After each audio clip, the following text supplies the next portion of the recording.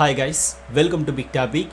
இந்த நாம் தமிழர் கட்சி குரூப்பை பார்க்கும்போது நம்மளுக்கு பயங்கர சிரிப்பாக வருது. தளபதி தயவு செஞ்சு பார்த்தோன்னே இவங்க பேரை சொல்லிடுங்க, நாம் கூமுட்டை கட்சின்னு பேரை தயவு செஞ்சு சொல்லிடுங்க தளபதி அப்படின்னு நம்மளே பார்த்தோன்னா தளபதிக்கிட்ட ரிக்வஸ்ட் வைக்கிற மாதிரி இருக்குது. அந்த லெவலில் பார்த்தோம்னா பயங்கரமாக கதறிட்டு இருக்காங்க. இந்த சாட்டை துறைமுருகன் எல்லாம் பார்த்தோம்னா கதை, திரைக்கதை, வசனம், இயக்கம் அப்படின்னு பார்த்தோன்னா ஒரு விதமான பொய் கட்டமைப்புகளை பார்த்தோம்னா அப்படியே வந்து சோசியல் மீடியாஸில் விதைச்சி தளபதி விஜய் அவர்களுக்கு நெகட்டிவான விஷயத்தை பரப்பலாம் அப்படின்னு நினைக்கிறாங்க. இதுதான் பார்த்தோம்னா ஒரு விஷயமா.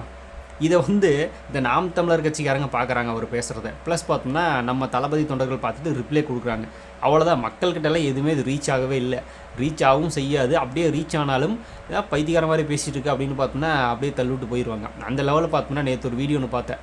இந்த உடும்பாவனம் மூர்த்தியுமே இந்த சாட்டை இவங்க 2 பேரும் பார்த்தோன்னா உட்காந்துட்டு ஒரு வீடியோ பேசுகிறாங்க. அதாவது விஜய் அவரில் புழக்கிறாங்களாமா. அதாவது அதனால சாட்டை ரொம்ப முயற்சி பண்ணுறாரு. கொடநாட்டில் போய் ஜெயலலிதா அவர்கள் பார்க்குறக்கா உட்காந்துட்டு இருந்த கதை தெரியாதா? கார் திறந்து பார்த்தோன்னா ஜெயலலிதா வரும்போதே அப்பனும் அவனும் காலில் விழுந்தாங்க அப்படின்ற கதை தெரியாதா? அப்படின்னு எதுக்குன்னா தலைவா திரைப்படத்துக்கு வந்து டைம் டு லீட் அப்படின்னு தளபதி கேப்ஷன் போட்டுப்பார்ல, அதை போட்டதுக்காக அந்த படத்தை தடுத்து நிறுத்தினாங்க.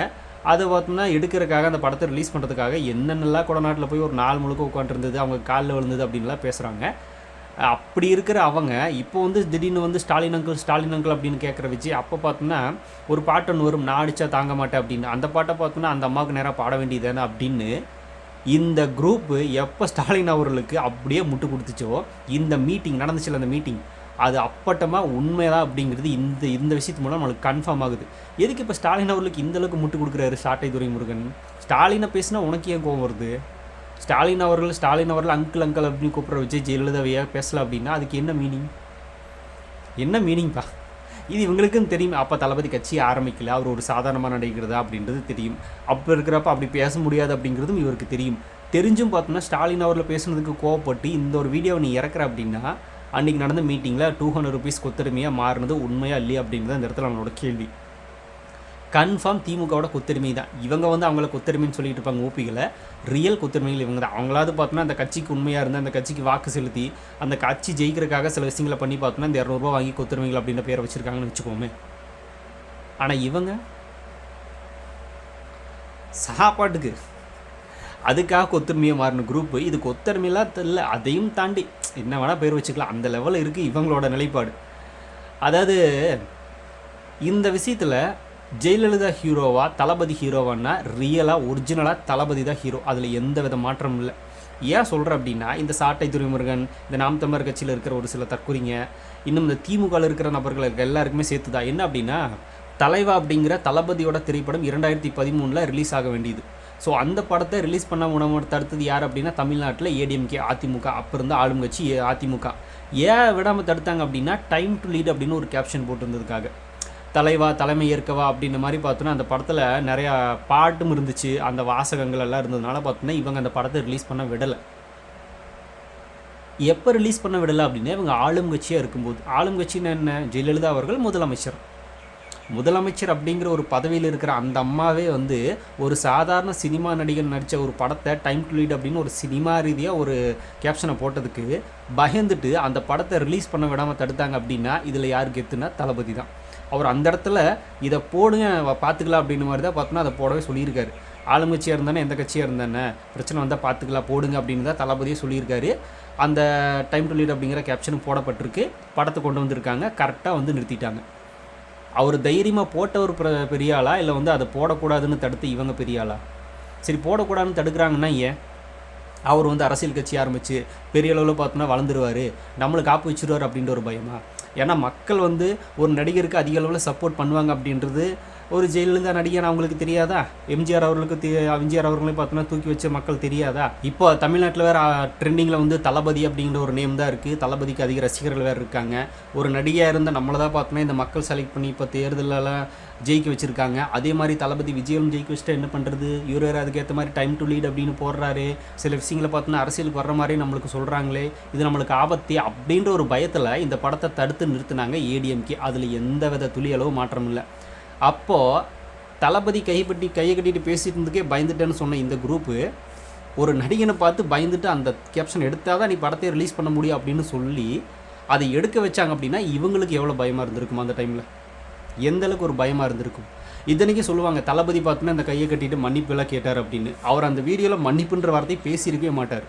மன்னிப்புன்ற பேச்சுக்கு அந்த இடத்துல இடம் கிடையாது. ஜெயலலிதா கிட்ட பேசியிருக்கோம், அம்மாகிட்ட பேசியிருக்கோம் அப்படின்னு தான் சொல்லுவாரே தவிர மன்னிப்புன்ற வார்த்தையே கிடையாது. ஒருவேளை அந்த அம்மா தான் பார்த்தோன்னா இவ்வளோ விஷயங்களை படத்தை தடுத்து நிறுத்தி விஜயாவில் பார்த்தோன்னா மன்னிப்பெல்லாம் கேட்க வச்சுருக்காங்க அப்படின்னு பேசுகிற இவங்க அந்த வீடியோவில் நீ மன்னிப்பு அப்படின்னு கேட்டால் தான் இந்த படத்தை ரிலீஸ் பண்ணுவோம் அப்படின்னு அந்த அம்மா சொல்கிறதுக்கு எவ்வளோ நேரம் ஆயிருக்கும். அப்படி சொல்லியிருந்தாலும் கூட அதை நான் கேட்க முடியாது நின்று அவர் வெறும் விஷயத்தை மட்டும்தான் பேசிட்டு போனே தவிர மன்னிப்புன்னு கேட்கவே இல்லை. அந்த அம்மாவுக்கு அவர் மன்னிப்பு கேட்க வைக்க தெரியாதா? அவங்க முதலமைச்சர் தானே, நினச்சிருந்தா கேட்க வச்சுருந்துருக்கலாமே. அவங்க அப்படி ஒரு விஷயத்தை சொல்லவே இல்லை. அதுவும் இல்லாமல் தளபதியும் பார்த்தோன்னா சொல்லியிருந்தாலும் அது கேட்குற அவருக்கு அதெல்லாம் தேவையும் கிடையாது, அவர் பண்ணவும் இல்லை. மன்னிப்புன்ற வார்த்தையை கேட்காமையே விஜய் மன்னிப்பு கேட்டார், மண்டி போட்டார் அப்படின்ற மாதிரி. ஆனால் தற்குறி பசங்களா, முதலமைச்சர் ஒரு நாட்டோட முதலமைச்சராக இருக்கும்போது ஒரு சாதாரண மனிதன் அந்த முதலமைச்சர் முன்னாடி என்ன பண்ண முடியும்? அவர் என்ன பார்த்தோன்னா இப்போ இருக்க அரசியல் கட்சி ஆரம்பிச்சிருக்கிற மாதிரி ஆரம்பிச்சிருக்காரா, இல்லை ஆல்ரெடி பார்த்தோன்னா எலெக்ஷனை சந்தித்து பார்த்தோன்னா ஒரு அப்போ எதிர்கட்சியாக இருந்தாரா? ஒன்றுமே கிடையாது. அவர் சாதாரண நடிகன். நாட்டை ஆள்ற முதலமைச்சரை பார்த்து சாதாரண நடிகனும் இல்லை, ஒரு பிஸ்னஸ்மேன் யாராக இருந்தாலும் பார்த்தோன்னா அவங்க கொடுத்த நெருக்கடியை நம்மளால் அப்போதைக்கு சமாளிக்கிறது கஷ்டம்தான். ஏன்னா ஆட்சி அதிகாரம் அவங்ககிட்ட இருக்கும்போது நம்ம என்ன பண்ண முடியும்? இந்த சாட்டை துறைமுருகன் எல்லாம் பார்த்தோன்னா 1.5 வருஷம் ஜெயிலில் இருந்தார். ஸ்டாலின் அவர்களே தானே பேசுகிறாங்க. எதுக்கு அங்கே அடங்கி ஒடுங்கி அப்போ ஆணுறுப்பெல்லாம் அழுகிற நிலைமையில் இருந்துச்சு அப்படின்லாம் பேசிகிட்டு இருந்தார். தைரியமாக பார்த்தோன்னா நான் எதுக்கு சிறையில் இருக்கும், நான் பேசணும் நியாயமான கருத்துன்னு வெளியே வர வேண்டியதான் வச்சுக்கா. ஜெயில் கதவை திறந்துட்டு அங்கே எதுக்கு பார்த்தோன்னா உள்ளே படுத்து கிடந்தீங்க 1.5 வருஷம். இதில் வேறு யூடியூப்பில் வீடியோ போடல அப்படின்னு ஃபீலிங் வேறு. யூடியூப்பில் 1.5 வருஷமாக வீடியோ போடல அப்படின்ற ஃபீலிங்கை அந்த இடத்துல நீ ஷேர் பண்ண. நீ ஒரு படத்தை அவர் எடுத்திருக்காரு, அந்த படத்தோட ப்ரொடியூசரு, அந்த படத்தில் நடித்த நடிகர்கள், அந்த படத்துக்கு ஒர்க் பண்ண டெக்னீஷியன்ஸு, அந்த படத்தில் மொத்தமாக பார்த்தோன்னா எத்தனை பேர் சம்மந்தப்பட்டிருக்காங்க, ஒரு பிஸ்னஸ்ஸு. அந்த பிஸ்னஸ் லாஸ் ஆகக்கூடாது அப்படின்னா தளபதி பார்த்தோன்னா சில விஷயங்கள் இப்படி வச்சு பேசினார். அதில் என்ன இருக்குது? சாதாரண யூடியூப்பில் வீடியோ போட முடியாது அப்படின்றதுக்கே அந்த கதறன்னு நீ 1.5 வருஷம் உள்ள வந்துட்டு அவர் ஒரு பிஸ்னஸ் அப்படின்னா அவனால தான் இந்த பிஸ்னஸே அந்த படம் ஓடணும்னா தான் அவங்களுக்கே பார்த்தோன்னா லாபம், ப்ரொடியூசருக்கு மற்ற நடிகர்களுக்கு எல்லாருக்குமே. அப்படி இருக்கிறப்போ மற்றவங்களோட வாழ்வாதாரம் பாதிக்காமல் இருக்கணும் அப்படின்னா அதை அவர் பண்ணி தான் ஆகணும். அதில் என்ன பார்த்தோன்னா பெரிய லாஜி கண்டுபிடிச்சிட்டாங்க இவங்க அப்படின்றது தெரியல. ஒரு ஆளுங்கட்சியாக இருக்கிற கட்சியை பார்த்து சாதாரண நபர்கள் என்ன பண்ண முடியும்? ஒன்றும் பண்ண முடியாது. அப்போ என்ன தளபதி போய் நான் அடித்தா தாங்க மாட்டேன்னு பாட்டு அந்த மாதிரி பாட வேண்டியதான்னு லூசுத்தனமாக முட்டாள்தனமாக இந்த சாட்டை தற்குறி கேட்குது அப்படின்னா இவருக்கெல்லாம் எந்த அளவுக்கு விஜய் மேலே வன்மம் அப்படிங்கிறது மட்டும் பாருங்கள்.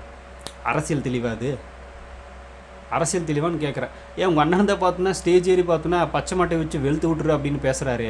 அப்புறம் விஜயலட்சுமி அக்கா கோர்ட்டுக்கு இழுக்கும்போது மட்டும் தம்பிகளை துணை கூட்டிட்டு தம்பிகள் அனைவரும் அணிதிரண்டு வாரீர் அப்படின்னு தம்பிகளோட கூட்டமாக படையாக போனார் பயந்துட்டு. அங்கே போய் பச்சை மட்டை எழுத்துட்டு போயிருக்க வேண்டியதானே? என்னையா நீ வர சொல்கிறிய கோர்ட்டுக்கு அப்படின்னு ஜட்ஜு முன்னாடி பச்சை மட்டையோடு நிற்க வேண்டியதானப்பா? ஏன் நிற்கல? எல்லாம் பயம்தான். இவங்களுக்கே தெரியும் இவங்க பேசுகிறது எந்த விதத்துலையும் பார்த்தோன்னா செட் ஆகாத ஒன்று, வன்மத்தின் உச்சம் அப்படின்றது. அது மக்களுக்கே தெரிஞ்சு போச்சு. இவங்க பார்த்தோன்னா உட்காந்து ஒரு கிளாஸ் எடுக்கிறாங்களாமா, தளபதி விஜய் அவரில் பார்த்தோன்னா நெகட்டிவாக செட் பண்ணுறாங்களாமா. என்ன ஒரு மூளை பாருங்களேன். அந்த நேரத்தில் அந்த மாதிரி ஒரு கேப்ஷனை போட்டு படத்தை ரிலீஸ் பண்ண தயாராக இருந்த தளபதியாக அந்த இடத்துல கெத்தே தவிர, அதுவும் ஆளுங்கட்சி அதிகாரத்தில் இருக்கிறதுனால மிரட்டினாங்க. இல்லை அப்படின்னா ஒன்றும் பண்ணியிருக்க முடியாது. அப்போ கூட பார்த்தோன்னா அந்த அம்மா பயந்துட்டு அந்த ஆளுங்கட்சியாக இருந்ததுனால அந்த அதிகாரத்தை பயன்படுத்தி தான் மிரட்டியிருக்காங்க. சாதாரண ஒரு மனுஷியாக வந்திருந்தா தளபதி ஆசிரியர் கூட மாட்டார், எதிர்கட்சியாக இருந்திருந்தா. அப்போ கூட அந்த பவர் கையில் இருக்கிறதுனால தான் அந்த அம்மா அவ்வளோ வேலை பண்ணிச்சு அப்படிங்கிறது எல்லாருக்குமே தெரியும். இவங்க சொல்லுவாங்க ஏடிஎம்கே எதிர்த்து தளபதி பேசுகிறதே கிடையாது, அவங்களோட கூட்டணி போகிறாரு அப்படின்ற மாதிரி. திமுகவது இப்போ தான் எங்களுக்கு எதிரி, ஏடிஎம்கே 10 வருஷத்துக்கு முன்னாடியே எதிரி தளபதி ரசிகர்களுக்கு. அது தெரியுமா தெரியாதான்னு தெரியல உங்களுக்கு. தலைவா ரிலீஸ் ஆன அந்த டைம் வந்தோடனே நம்ம ஃபேன்ஸ் ட்விட்டரில் சோசியல் மீடியாஸில் ட்ரெண்ட் பண்ணது என்ன அப்படின்னா, மறக்கவும் மாட்டோம் மன்னிக்கவும் மாட்டோம் அப்படின்னு. அந்த டைமில் தலைவா பேனர் கிழிச்சது, தலைவா படத்துக்கு வெடிகுண்டல் மிரட்டல் விட்டது, தலைவா படத்தை ரிலீஸ் பண்ணதெல்லாம் பார்த்தோன்னா ஏடிஎம்கே அப்படின்றது தெரியும். அப்போ இருந்தே பார்த்தோன்னா தளபதி ரசிகர்களுக்கு இந்த ஏடிஎம்கே எதிரி தான். திமுகலாம் இப்போ அந்த லெவலில் இருக்குது. இதனோட வரலாறு. ஒரு ஆளுங்கட்சியாக இருக்கிற முதலமைச்சர் சாதாரண நடிகரை பார்த்து பயந்த தருணம் தான் அது இவங்க பார்த்தோன்னா அப்படி பேச மாட்டாங்க. முதலமைச்சரை பார்த்து தளபதி பயந்துட்டார், முதலமைச்சரை பார்த்து தளபதி மட்டும் இல்லை யாராக இருந்தாலும் பார்த்தோன்னா அந்த நேரத்தில் அவங்க சொன்னதை கேட்டு தான் ஆகணும். ஏன்னா அவங்க ஆட்சி அதிகாரத்தை வச்சுருக்காங்க, என்ன வேணால் பண்ணுவாங்க. அப்போ அவங்க சொல்கிறது கேட்காம என்ன பண்ண முடியும்? அத்தனை பேர் பார்த்தோன்னா அந்த படத்தில் ஒர்க் பண்ணிகிட்டு இருக்கும்போது அதுக்கெல்லாம் எந்த பாதகம் வந்துடக்கூடாது அப்படின்னா அவர் அதை பண்ணி தான் ஆகணும். வேறு என்ன பண்ணுவார்? அதுலேயும் பார்த்தோன்னா மன்னிப்புன்ற வார்த்தையை ஒரு இடத்துல கூட அவர் கேட்டிருக்க மாட்டார். இந்த சாட்டை துறைமுருகன் சொல்கிறாருல ஜெயிலில் தான் காலில் போய் விழுந்தாங்க அப்படின்னு, இதுக்கெல்லாம் ப்ரூஃப் இருக்கா? யாராவது சொல்லியிருக்காங்களா? எந்த தற்குறி சொன்னது? ப்ரூஃப் எதுவுமே கிடையாது. இவங்களா வாண்டடே கிரியேட் பண்ணிக்கிறது. சரி அப்படி காலில் விழுந்து சொல்கிற அப்படின்னு இந்த சாட்டை துரைமுருகன் காலையே நம்ம காலில் விழுந்துட்டாங்க, நீ மன்னிப்புன்ற வார்த்தை விஜய் கேட்க மாட்டாரா? நீ அந்த வீடியோவில் மன்னிப்புன்றதையும் பேசணும் அப்படின்னு அந்த ஜெயலலிதா அம்மா சொல்லியிருக்கணுமே, சொல்லியிருந்தால் விஜய் பேசியிருக்கணுமே. பேசவே இல்லையா? அதில் மன்னிப்புன்ற வீடியோவே கிடையாது, பேச்சே கிடையாது. அது ஏன் நெகட்டிவான ஒரு விஷயத்தை செட் பண்ணுங்கள். அதுக்காக லூசுத்தனமாக முட்டாள்தனமாக மக்களை காரித்துப்புறமான ஒரு விஷயத்தை பார்த்தோன்னா செட் பண்ணாதீங்க. இனிமேல் ஜெயலலிதா அவர்கள்ட்ட தளபதி மண்டிட்டார், கை கட்டினார் அப்படின்னு எவனாவது சொன்னால், ஜெயலலிதா அவர்கள் ஆளுங்கட்சியாக இருக்கிற ஒரு முதலமைச்சரையே பார்த்தோன்னா பயப்பட வச்சவர் தான் எங்கள் தளபதி. அதுவும் சினிமா அப்படிங்கிற ஒரே ஒரு பிம்பத்தை வச்சு, அந்த ஒன்லைனை வச்சு அந்த ஆளுங்கட்சியே அந்த இடத்துல பயப்பட வச்சு, அந்த அம்மாவே இறங்கி வந்து அந்த படத்தை தடுக்க வச்சவர் தான் தளபதி விஜய். அவர் தாண்டா கெத்து அப்படின்னு பார்த்தோன்னா தைரியமாக சொல்லிகிட்டே போங்க, ஒரு பிரச்சனையும் கிடையாது. எவனும் பார்த்தோன்னா திருப்பி கேள்வி கூட கேட்க முடியாது. அந்த லெவல் இருக்குது தளபதியோட செய்கை அப்போவே. இப்போது அதனால தான் கூட தளபதி பார்த்தோன்னா இந்த கட்சி தான் நம்ம இப்படிலாம் பண்ணிச்சு அப்படின்ற மைண்ட் செட்டில் இப்போ அந்த கட்சியை ஒன்றுத்துக்கெல்லாம் போயிடுச்சு. அதனால தளபதி அதை கண்டுக்கிறது கூட இல்லை, பேசுறது கூட இல்லை போல். இனி அதை பற்றி பேசி என்ன பிரயோஜனம் அப்படின்னு, அந்த கட்சி அவ்வளோதான், அவ்வளோ முடிஞ்சு அப்படின்னு தான் தளபதி இந்த மாநாட்டில் சொல்லியிருந்தார். அது யார் ஆரம்பித்தா, அப்போ யார் கையில் இருக்குது, யார் நடத்திட்டு இருக்காங்க, அப்பாவி தொண்டர்கள் அப்படின்னு வேறு சொல்லிட்டாரு. இதுக்கு மேலே பார்த்தோன்னா அந்த கட்சியை அசிங்கப்படுத்த முடியுமா? சாதாரண சினிமா படத்து மூலமாக ஒரு ஆளுங்கட்சி ஆட்டம் காட்டின தளபதி தான் அவர். அதெல்லாம் பார்த்தோன்னா இவங்களுக்கு புரியாது. சரி ஓகே, என்ன பண்ணுறது, இவங்க பார்த்தோன்னா அதர் வயிற்று பொழப்புக்காக சில விஷயங்களை பேசினா தான் உண்டு. ஆனால் என்ன பேசினாலும் மக்களுக்கு கிளியராக தெரியும் யார் எப்படி அப்படிங்கிறது. அதை இவங்க வந்து எந்த விஷயத்துலையும் எந்த இடத்துலையும் பார்த்தோன்னா மாற்றவே முடியாது. அதுதான் உண்மையான ரீசன். ஸோ நீங்கள் என்ன நினைக்கிறீங்க இதை பற்றி அப்படிங்கிறத கமெண்ட்டில் ஷேர் பண்ணிக்கோங்க. அப்படியே பிக் டாபிக் சேனல் யாராவது சப்ஸ்கிரைப் பண்ண மட்டும் மறக்காமல் சப்ஸ்கிரைப் பண்ணிக்கோங்க. நிறைய big topics, political news, trending news, cinema updates அப்படின்னு நிறைய நம்ம சேனலில் தொடர்ந்து வரப்போகுது.